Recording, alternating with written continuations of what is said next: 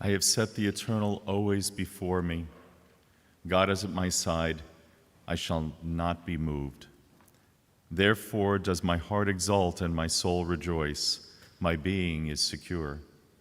For you will not abandon me to death, nor let your faithful ones see destruction. You show me the path of life. Your presence brings fullness of joy. Enduring happiness is your gift. From Psalm 16. Shiviti Adonai lenegdi tamid, ki mimini balemot. Lachein tzamach libi, ve'agel kevodi, af besari yishkon lavetach.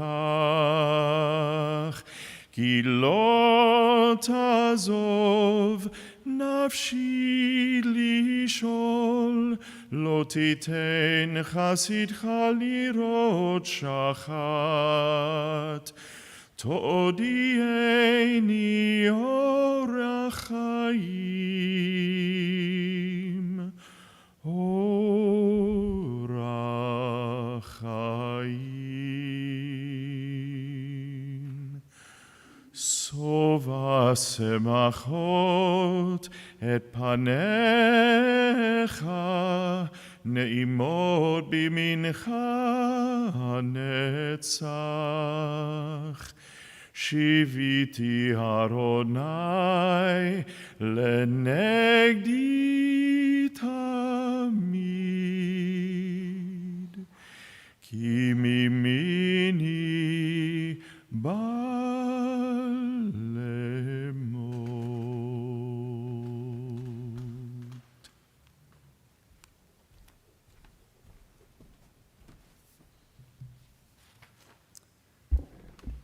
Mourning is the price we pay for having the courage to love others. Even in grief, we know that the wonder of human life is too complex and too magnificent to be memorialized in endless pain. The gifts of spirit our loved ones gave us cannot be measured or weighed, nor can they be lost or even tarnished by time. Even in our darkest hours, we know that some of their light and their warmth will always be with us, bringing comfort and courage and, in the fullness of time, healing and peace. We're here this morning to remember Sara Maskin and join our hearts together to give comfort and strength to her family. Mourning is a time filled with many emotions and memories, both bitter and sweet. We began our service with a psalm sung beautifully by the cantor, and we now continue with another text from our tradition, thus linking Sara's life with the millennia-old tradition of the people Israel and the eternity of God. O God, you have been our refuge in every generation. Before the mountains came into being, before you brought forth the earth and the world, from eternity to eternity, you are God. You return us to dust. You decree, return you mortals, for in your sight 1,000 years are as yesterday when it passed, as a watch in the night. You engulf us in sleep. We are like grass that renews itself. At daybreak it flourishes anew. At dusk it withers and dries up. The span of our life is 80 years and 10, or given strength 80 years. But the best of those years have trouble and sorrow. They pass by speedily, and we are in darkness. Teach us, therefore, so to number our days that we may gain a heart of wisdom. Turn to us, O God, show mercy to your servants, satisfy us at daybreak with your steadfast love, that we may sing for joy all of our days. Let your deeds be seen by your servants, your glory by their children. May your favor, O God, be upon us. Establish the work of our hands, that it may long endure. This time we're going to hear some reflections from Harry about his mom.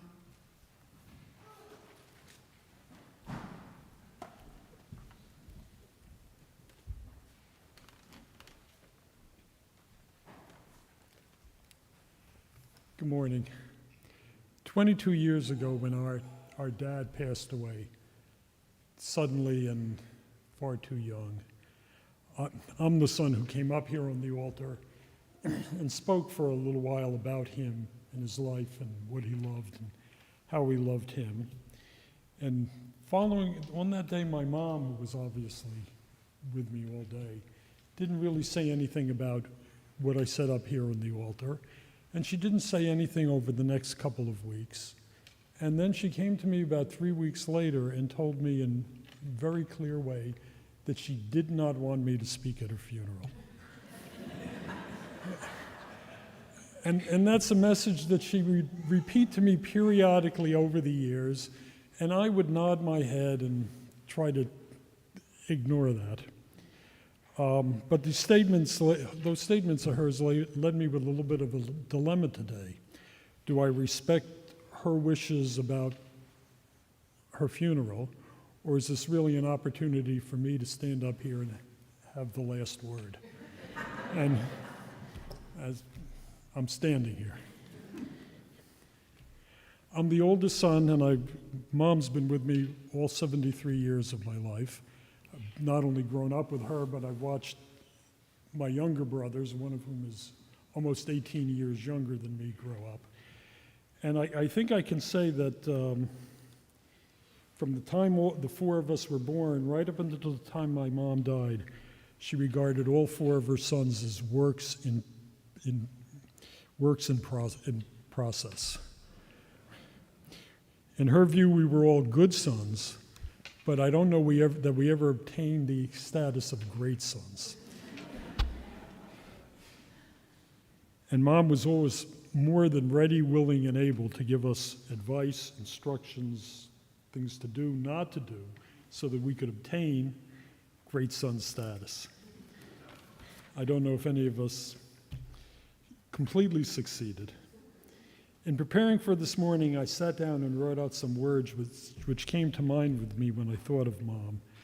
And I made a list of actually 7 things, and I think what I'd like to do here is share them with you. The first, and this isn't necessarily the order that they came to mind, but this is the order I decided to write them down in. The first one was the word intelligent. Right up until the last week of her life, Mom would get up every morning, and reading the New York Times was part of her daily routine. She stayed on top of things in the world.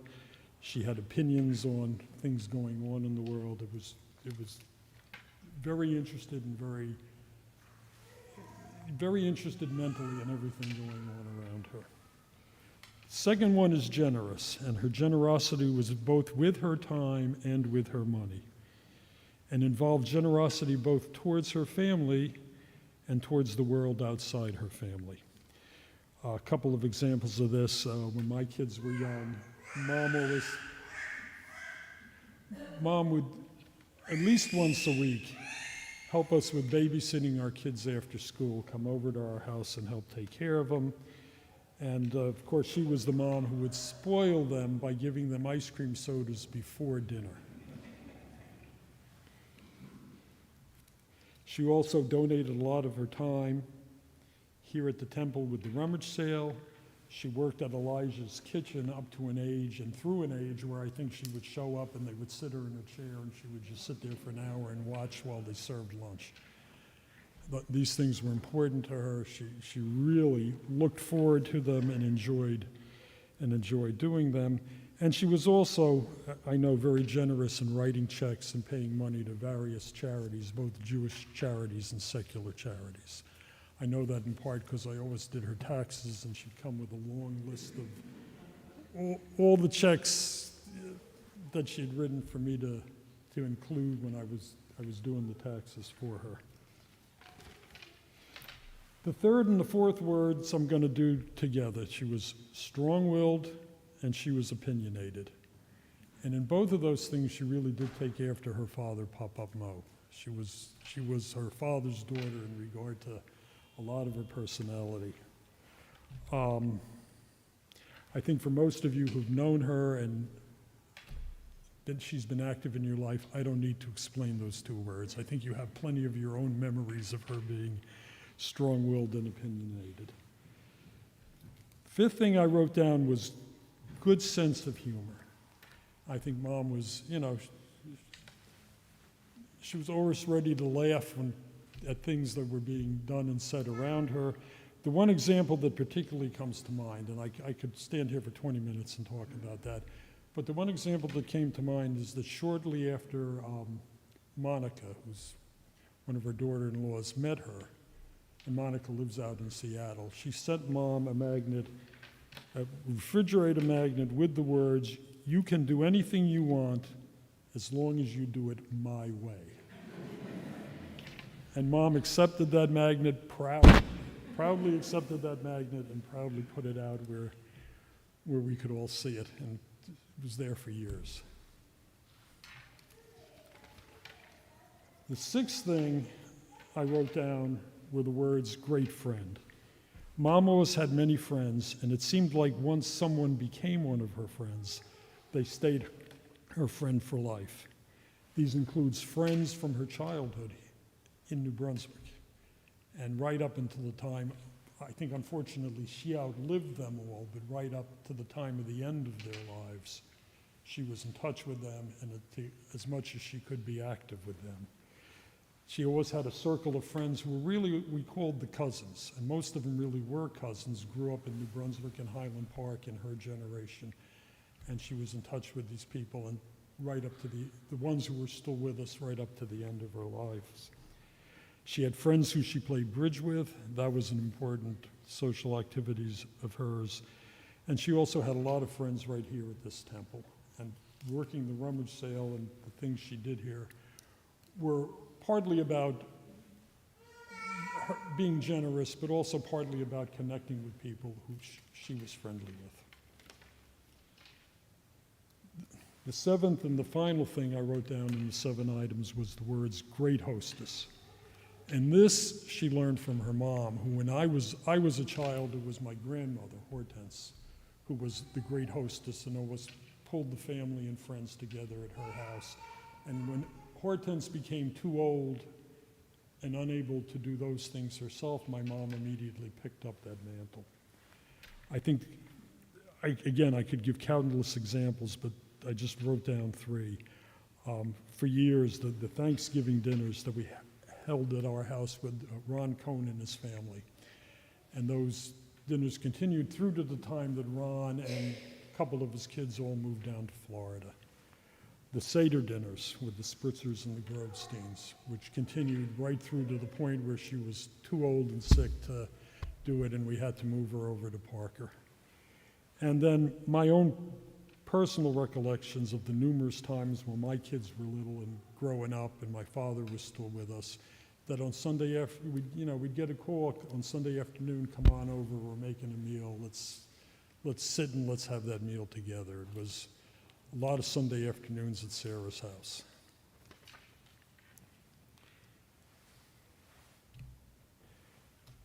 Mom really loved seeing and being with her family, and I think that her family was always especially important to her.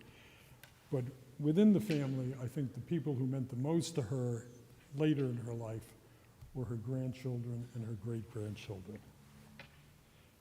That includes my kids, Martin and Renee, who are here today and are grown adults themselves. Her granddaughter, Olivia, who's come out from Seattle and is seated in the front row with the family. And then her great-granddaughter, Elle,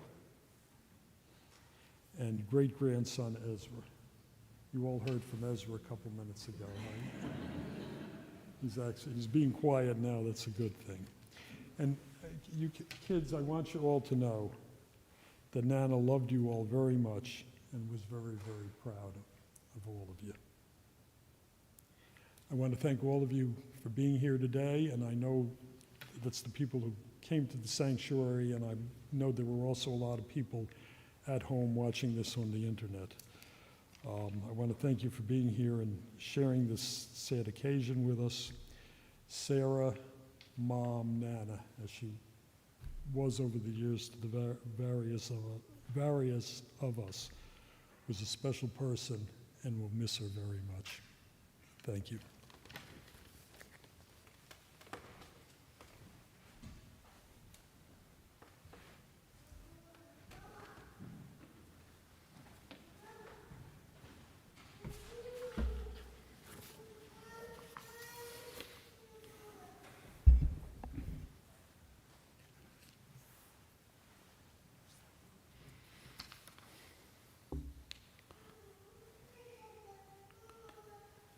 As some of you may be aware, tonight begins Yom Kippur.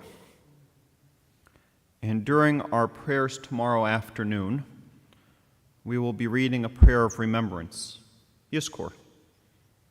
Our liturgy has us contemplating 7 different ways in which we remember the life of a loved one, as we, over the course of 7 readings and melodies, light 7 Yizkor candles, much like the one that's on Sarah's coffin right now.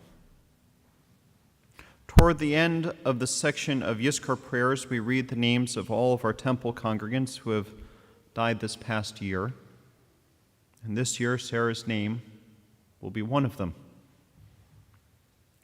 During Shabbat, I had a few people come up to me and ask me about the spiritual significance of someone dying in between Rosh Hashanah and Yom Kippur. They referred to prayers like Unatana Tokef, whose words are amongst the most beautiful and powerful passages of our Jewish liturgy.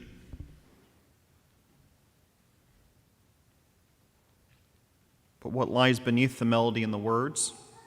What theological assertions do they express? They begin with, on Rosh Hashanah it is written, on Yom Kippur it is sealed. Who will live and who will die? Who shall see ripe old age and who shall not? Who shall perish by fire and who by water, etc., etc. The prayer has us contemplate our lives in powerful ways, not knowing how we will meet our end. In truth, we know this: we all die. It is inescapable. The implication of the prayer is that a life well lived will lead to dying of old age surrounded by family and knowing that you are loved. I read the prayer as telling us that life is random and that how we live our lives will be the way we're able to take the random chaos of life and make meaning out of it. That it has nothing to do with God determining the fate of each individual and sealing it in a book. And this is something I believe Sara agreed with me on, because we've had multiple conversations about this prayer and how she wrestled with it, and she was never one to agree with me just for the sake of agreeing with me. If she disagreed with me about anything, she would let me know, as I know she let all of you know when she disagreed with you as well. No, I think the proximity of Sarah's death to Yom Kippur is possibly one way of her answering the prayer's questions. Who shall live to ripe old age? Me, is what she would tell you. Who gets to see and know their great-grandchildren? Me. Who exalted? Me. Who shall live in prosperity? Me. Who's surrounded by love in a city that I love when I die? Me. Who is able to bring family together one last time? Me. Who is celebrated by loved ones, families, and friends? Me. What more could anyone wish for at a time of their passing than this? No one. And if she could say it, I'm sure she would say, "Rabbi, you are going on too long, wrap it up." Right, Harry? I say this because she made it known to many that she didn't like it when people went on and on at funerals. But she can't correct me anymore, so. Sara, in the spirit of Yom Kippur, for the sin of talking too much about you, Shechati, forgive me. But it's hard. It's hard not to talk on and on about a woman who meant so much to so many people. Harry and Yvonne, Mickey and Karen, Jonathan and Nicholas, Gary and Monica, Martin and Gwen, Renee and John, and Olivia, Elle and Ezra, as well as Maggie, and all the nieces and nephews and cousins out there, of which there are many. Your mom, your grandma, your nana, your great-grandma, your sister and aunt were a tremendous force in your life and the life of your family and the life of people living in New Brunswick. She was the rock that you all stood upon. She was always there for you, and she was one of the most generous people of all time. She was most generous of time. She was most generous of money to causes that she cared about. But she also hated spending money on herself. She had no problem with other people, but for her, if it was something she found in the rummage sale and she liked it, great. I think that's one of the reasons why the following reading meant so much to her, because she was somebody who liked to give away to others. One of the readings that she wanted read today was, "When I die, give what's left of me away to children and old men that wait to die. And if you need to cry, cry for your brother walking the street beside you. And when you need me, put your arms around anyone and give them what you need to give me. I want to leave you something better than words or sounds. Look for me in the people I've known or loved, and if you cannot give me away, at least let me live in your eyes and not in your mind. You can love me best by letting hands touch hands, by letting bodies touch, and by letting go of children who need to be free. Love doesn't die, people do. So when all that's left of me is love, give me away." I think that was her. She was the one the family turned to.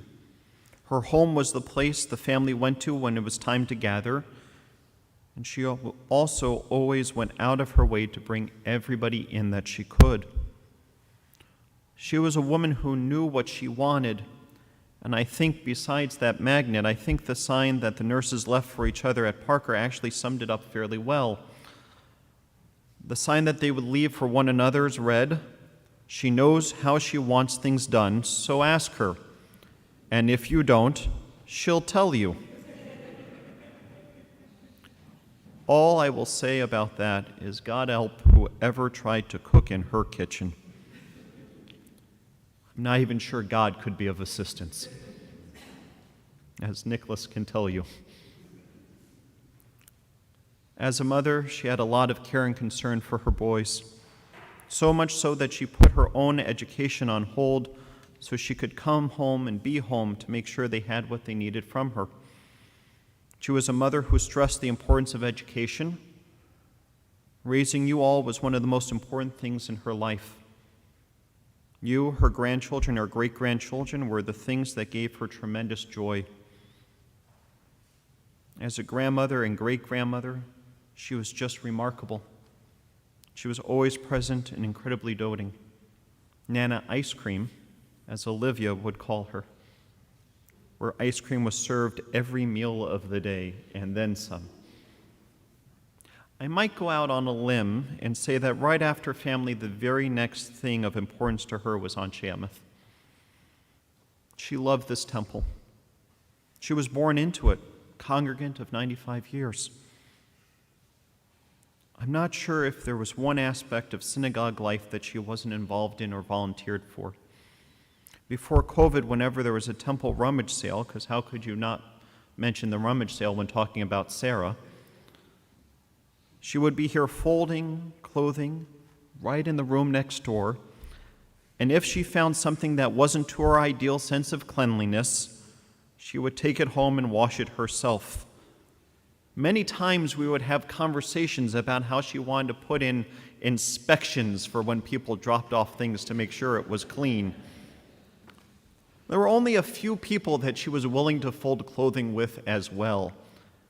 And when we knew that she was getting a little old and tired from folding clothing, we just couldn't get her to stop volunteering.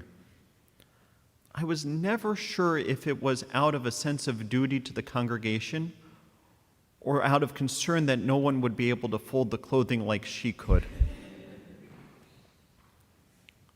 Joking aside, though, she was a critical part of the lifeblood of the synagogue. She attended everything, and I can't tell you how bizarre it has been to not have her present physically in the same way these past few years. Personally, I will miss her deeply, and will constantly see her indelible print throughout the walls and halls of this synagogue. She was a woman who never became defeatist and always made the best of a bad situation. In all that she did, she taught her children the importance of being responsible for the things they commit to and the people and lives that they care about, the importance of being organized and organized and organized, and to be secure in knowing that it's okay to make mistakes and that you can still make things better always. She taught the importance of accepting people for who they are and truly loving them for who they are. And through it all, the extreme importance of family. I don't think there's a single person in this sanctuary or watching online or in her life that she didn't leave that indelible print upon. Yes, in a few hours we will be chanting a melody that asks us, who shall live and who shall die? But when we think of Sara and that prayer, I think we should take solace in the fact that when confronted with these questions, Sara Maskin, like so many other things in her life, has guided us to answering those questions by working to make this world a little better because we were in it. That we shouldn't be afraid of those questions, but lean into them and make the best of every situation we are confronted with. We know truly that this world was better because she was in it. Let us take a moment now for silent prayer as we reflect upon the light and life of Sara Maskin.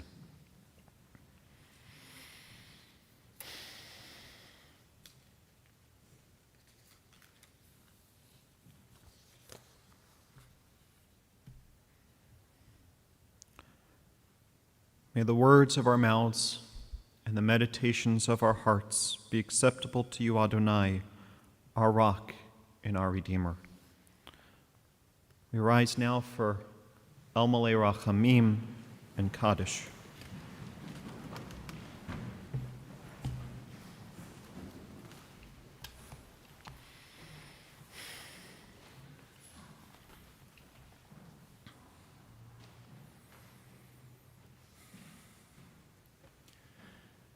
El Malei Rachamim Shochen Bamromim